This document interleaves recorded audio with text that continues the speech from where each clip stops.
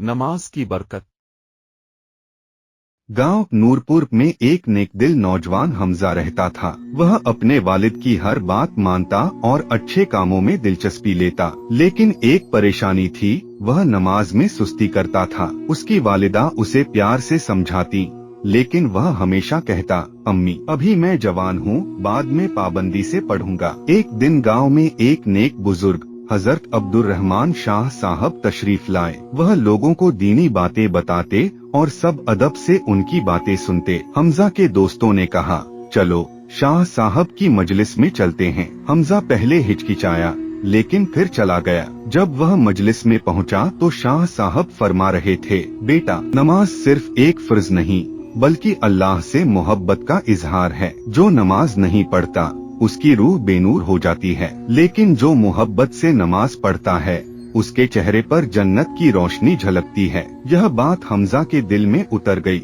उसने सोचा, मैं कितना गाफिल रहा। अल्लाह ने मुझे अनगिनत नेमतें दी हैं, लेकिन मैंने उसकी बंदगी में सुस्ती की। अगली सुबह फज्र का वक्त आया। हमजा की आंख खुली, लेकिन नींद हावी थी। अचानक उसे शाह साहब की बात याद आई और उसने फौरन वुजू किया और मस्जिद चला गया। जब उसने पहली बार दिल से खुशू व खुजू के साथ नमाज अदा की तो उसे एक अजीब सुकून महसूस हुआ। नमाज का तरीका बरेलवी मसलक के मुताबिक एक नियत। हमजा ने सीधे किबला रुख खड़े होकर दिल में नियत की और जुबान से कहा, मैं नियत करता हूँ कि अल्लाह के लिए 2 रकत फर्ज नमाज फज्र पढ़ता हूँ। मेरा मुंह काबा शरीफ की तरफ। उसने कानों तक हाथ उठाए और कहा, अल्लाहु अकबर। फिर हाथ बांध लिए, दाया हाथ बाएं हाथ पर नाफ के नीचे रखा। 3 सना, सूरह फातिहा और सूरह सुब्हानकल्लाहुम्मा व बिहम्दिका पढ़ा। सूरह फातिहा और उसके बाद सूरह इखलास तिलावत की। 4 रुकू, सुभान रब्बियाल अजीम 3 बार पढ़ा। 5 सजदा, सुभान रब्बियाल अला 3 बार पढ़ा। 6 तशहुद और दरूद शरीफ। दूसरी रकत में अत्तहियातु, दरूद शरीफ